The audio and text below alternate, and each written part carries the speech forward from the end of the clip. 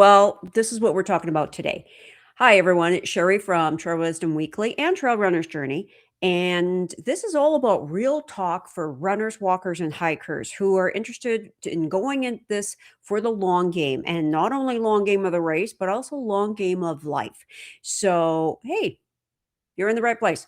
So, Cocodona 250, the race is over. And now, if you watch on Instagram and stuff like that, different athletes are talking about the recovery and how they recovered from 250 miles. Now, you might be thinking, well, I didn't run 250 miles. Yeah, but you do go through a more intense phase in your run training for whatever race you're running in. And it doesn't matter if it's a 5K or a 100 miler or a 200 miler. Their recovery needs to be built into the training plan. So what I'm going to go over today are different methods, different types of recovery, as well as options so you can look at and choose the right recovery for you. Now, know what I said, right recovery for you. Everybody has their opinions on what works for their body. And the whole thing is to choose what's right for you. There is no one set thing of how to recover properly and what's going to make your body feel like prime and be I'm going to say recovered again for the next race. So first of all, it depends on the terrain you're running on and the length of time, and also where you're at in your fitness. And I'll give you an example. Even though the downhill marathon I ran was a lot shorter than my 100 miles in Phoenix in the desert, I was more beat up after that downhill marathon than what I was after my 100 kilometers, and even my 100-mile attempt. I was more beat up after that marathon. And why? It's because of the terrain. Not only the terrain, but how that race is run. Marathons are compressed. So it's the how to get done in the least amount of time. So it's pound, pound, pound, pound, pound. And yeah, I was totally beat up. So my recovery from that was a lot different and included more than what my 48-hour event or my 100-kilometer events. So that's taken into consideration. So let's back up a bit. And what actually happens during ultra marathons, during say any races of intensity and duration. And if you're running 5Ks or 10Ks, don't think you're not included in this, because it also is due to the intensity that you're running. First of all, any race is an emotional roller coaster. The longer it is, the more roller coasters you're on. And if you think about it, you get that adrenaline rush, you get the dopamine hit and oxytocin, and then you fall into the depression states of it as well too. So it is an emotional roller coaster. It truly is. It's up and down and up and down, and you think you're in the world's biggest pit, and then all of a sudden you feel great. So it is an emotional roller coaster. Think about that and keep that in mind for after the race. Now, not what is obvious is nutritional depletion and dehydration. And dehydration could be due to not drinking. It also could be due environmental. One of the biggest factors for Arctic ultras is dehydration. And because you lose so much of your own hydration to the atmosphere, because it's that cold. So think about what weather conditions you're in. If it's hot, that's a different story than if it's hot and humid. And by the way, hot and humid you can be dehydrated in that too. And so anyway, think about your nutritional needs during that race. And of course, a 5K versus 250 mile, yeah, there's a lot different. There's a huge, huge difference in nutritional requirements for the races, but still, you do need nutritional recovery. Sleep deprivation, especially going into the nights, and it may be leading up to the race as well too. You might not be sleeping as well because of the fact you have more intensive training. But especially doing 100 milers that are going into the night. So we're talking about 48-hour races, 24-hour races, and races like 250 milers, you got sleep deprivation happening. And that also throws into the mix of an emotional roller coaster. Now, what is obvious is fatigue and muscle injury, and I'm talking about muscle breakdown. And because of the fact that you are going for a long distance, and for some people 5K could be a long distance, and depending on where they're at. So you've also got fatigue and muscle breakdown. That's what happens during the race. So when the race is over, now's the recovery that has to happen so that you can go on not only on in your life, but also to your next race or next event. Now, recovery. Here it comes in what works for you, because and it depends. Some races you might need one thing, after some races you might need another, but you might get a set of recovery tools, and I'm going to say tools that really work good for you and that they're your fallback on. So I'm going to handle nutrition and hydration first, and I'm going to say the one thing is the eating and drinking. And I'm honest when I say this, a dangerous place for anybody to be after I've run an ultra is between me and a food source. Mhm. You the hungries set in, and it might not be that day, it might be the next day or the day after. But eat and drink according to what your body wants. And you might be looking, "But I don't eat that, and I'm craving it." Do it. Do it. Your body is basically, your body has been depleted of nutrition, hydration, electrolytes. E That bag of chips is calling you? Oh, for crying out loud, just go and have it. You're not gonna become addicted to it. It is you're feeding your body what it needs. And yeah, I always have Ruffles chips in my house. Do I eat them all the time? No. Mm-mm. But there's certain times, yeah, give me those chips. Because, I want the fat, the salt, and the carbohydrates. I do. And of course, tagging in here, you also need salt, yes, and also protein. Particularly the longer the race is, the more protein that you need so that you can begin the muscle recovery, the muscle building back so your muscles can recover. And also carbohydrates to restore the glycogen. Your glycogen stores the longer the race, the more they've been depleted. So you need to actually fill those stores back up. So basically nutrition and hydration. You need the hydration to feel to actually feel normal again, really. And eat, it's no censoring with the eat. And what's also obvious, especially if you've gone into the 24 hours and overnight, you need sleep. Now, there's a misnomer out there that say, well, yeah, well, I'll sleep when I'm dead. No, you won't. Mm-mm. You're dead when you're dead. Have you ever seen a dead body? They don't move. You're dead when you're dead. Sleep is a very, very highly active state. And what people don't realize, that's when your repair work is going on. Number one, human growth hormone is at its highest during muscle repair, and it's doing muscle repair. So that's happening when you sleep. Your memories are shifted from short term memories into long term memories. So basically, your short term memories are washed and put into the long term memory. So you're ready to go for the next day. You've got a blank short term memory when you start the day. Immune system. This is when your immune system is most active, and it is for not only is it cleaning your body, but it's also fighting off whatever is coming along. Your liver, your gallbladder, your intestines, they're all working during the night. So actually sleep is a very highly active state. You think about your melatonin and serotonin balance. This is all being balanced out at night. Melatonin, yes, to fall asleep. Serotonin is also helps to keep you awake. So these are all happening during the night. So sleep is very important. Now, does this mean that after you're finished the race, you're gonna conk out and stay there for a long time? Not in my experience. My experience, it took me a while to be able to sleep through the night. I would sleep, wake up, and do that repeatedly. And also nap as well too. If you're feeling nappish, Yeah, get a nap.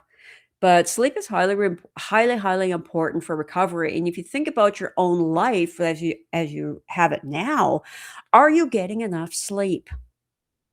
Sleep is one of the biggest things for recovery and also feeling your best and also having your immune system being able to work at prime is sleep.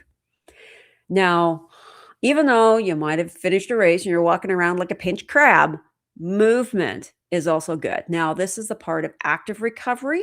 So, what could be known as active recovery? Now, there are a few people that do runs, easy runs the next day after the race. Personally, I don't, but you have to look at what's good for you and how you are feeling at the time.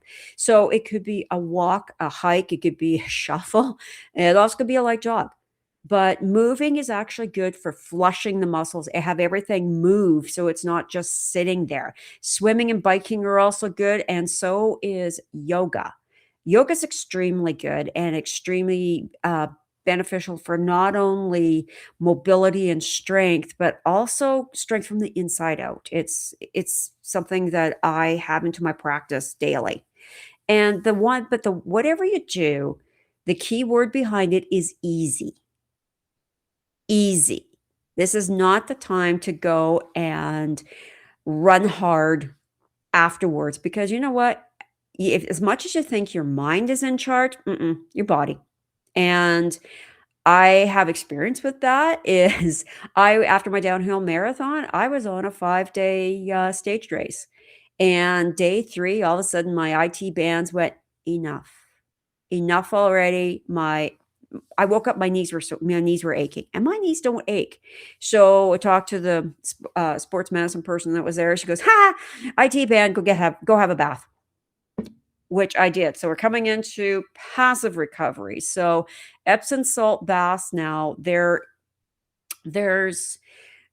kind of like the opposite ends of things. They're like a hot bath and a warm bath. Now, I'm gonna say particularly in the temperature thing here, cold plunges, that may or may not be for you. Personally, I like a cool shower, as in a cool to getting cold shower, and I also like a cool to cold bath.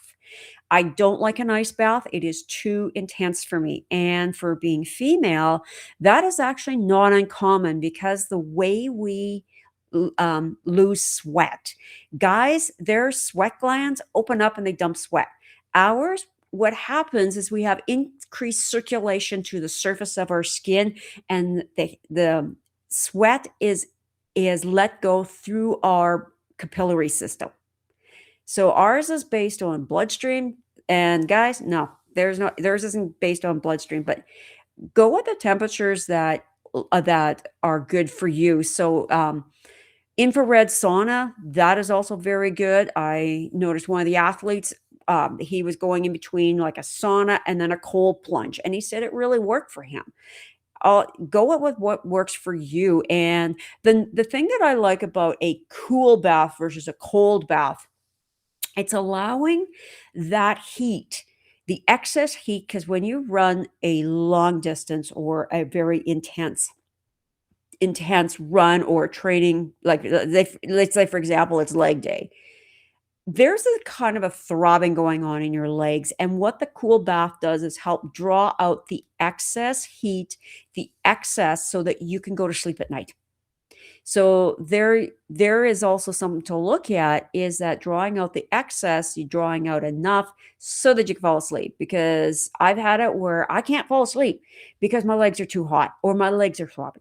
So cool bath, that really helps. And Epsom salts has magnesium in it.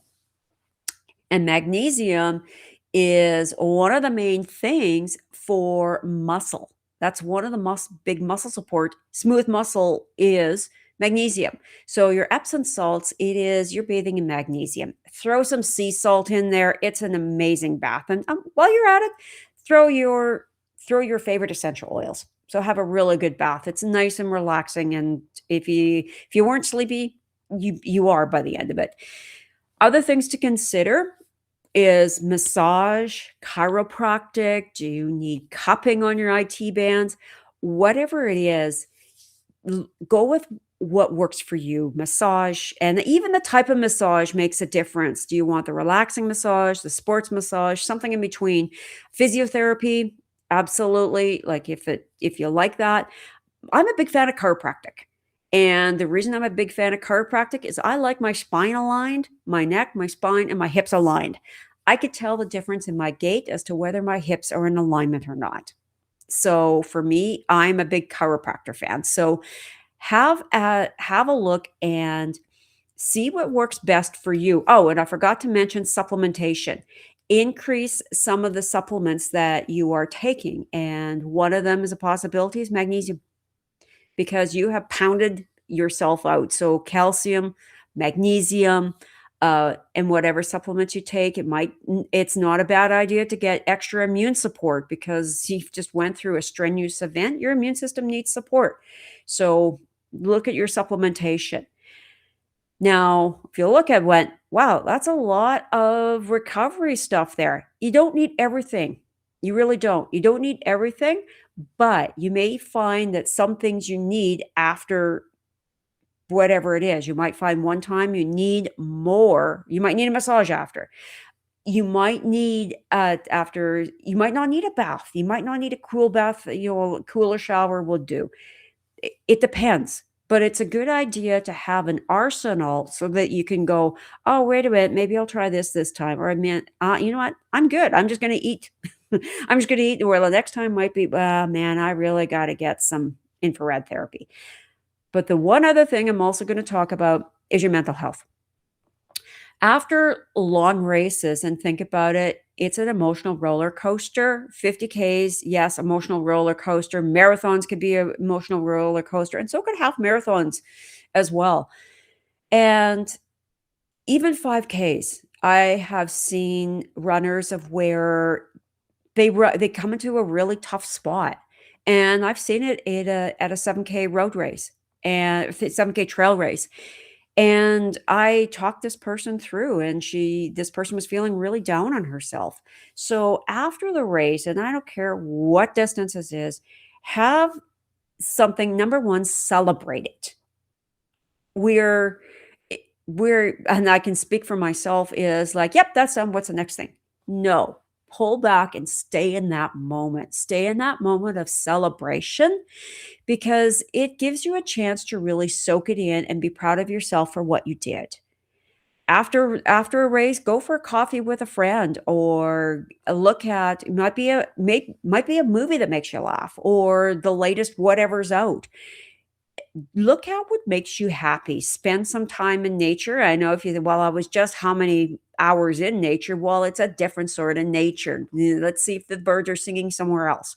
But look at what really makes you happy, and it could be a treat. It could be, I don't know, a big chocolate cake or something. I'm a chocolate hound, man, chocolate hound, and there are certain things I like. A grapefruit rattler, that's one of my favorites, is a grapefruit rattler. Beer, but it's a grapefruit rattler for me. And look at what actually, is it a good latte that you like, or, something like that. And a good practice is to journal your race. And this is really good because you get to go back over your race as to what worked. What worked? What went really well? What are you really, really proud of during that race? It also is a chance to look at what didn't go so well so you can improve for the next one. This is not a beat yourself up session. This is so that you can look at and go, how can I improve for next time? Because I don't care how good you run the race, you're always looking to improve, because you know what? Ultra runners are type A personalities. I know that one because I'm one. So when you look at each of your races, look at your medal again, look at your bib, look at any photos you took during the race. If you didn't take any photos, maybe that's something you should do during the race so you can go back and take a look. But look and focus as to what makes you happy, because after a race, especially the longer ones, there is that point of where the depression can set in. And one thing that is not uncommon with endurance athletes is because the races are so dopamine rich, so oxytocin and dopamine rich, pets. If you love a dog, go out and find yourself a dog, a cat. I have my chickens, but be around them because being around them does release oxytocin. And that's why a lot of times endurance athletes have dogs or have another pet that they can be around so that they get that drip feed of oxytocin. So, look what makes you happy. Look what makes you happy. It might be gardening, it might be doing, I don't know. It could be coloring. It could be coloring or whatever it is, but just immerse yourself in what makes you feel good. It's not being lazy. Don't even go there with that. It's not being lazy. It's just basically you've come through a really, really intense time. So how are you going to recoup? How are you going to balance yourself back out? And I know people don't like the word balance, but how are you going to have it at a homeostatic state? If you think about homeostasis, it's an equal. It is a balancing act. It is a teeter-totter, and the body will automatically go to homeostasis. So look at how you're going to do that. And basically, you're in it for the long game. And with a long game, it's not go hard all the time. And that's one thing is I see runners that do go hard all the time. They look at every race as being an A race. No, no, no, no. Not all races are being A races. And that's where the difference in recovery comes in. Well, how are you going to be so that you are on top of your game for your next event, whether it's your next hike, your next long run, your next race? So I've given you a lot of information there on what recovery is because recovery, well, what kind of recovery? You can look at what do I need after my race? After you finish the race, well, what do I need? And it might not be, 2 seconds after you cross the finish line. It might be after, it might go, I'm hungry. Eat. I'm thirsty. Well, drink. You know what? I need a massage. Get a massage and get around people who treat you great, who celebrate your accomplishments, and who honestly think you're the cat's ass. Does anybody say that anymore? They all honestly think you're pretty damn wonderful. So there you have it. There's your recovery, so you can have some information to chew on. And until next time, and by the way, next time is going to be one of the fellows who actually ran Cocodona 250. So we're going to have it on here of what his race was like and what he did. And it's from a 110-hour perspective of the whole thing that he went through. So stay tuned for that episode. It's coming up pretty quick. So in the meantime, have fun, get out there, get some trail, enjoy wherever you're at, and above all, be fantastic. See you next time.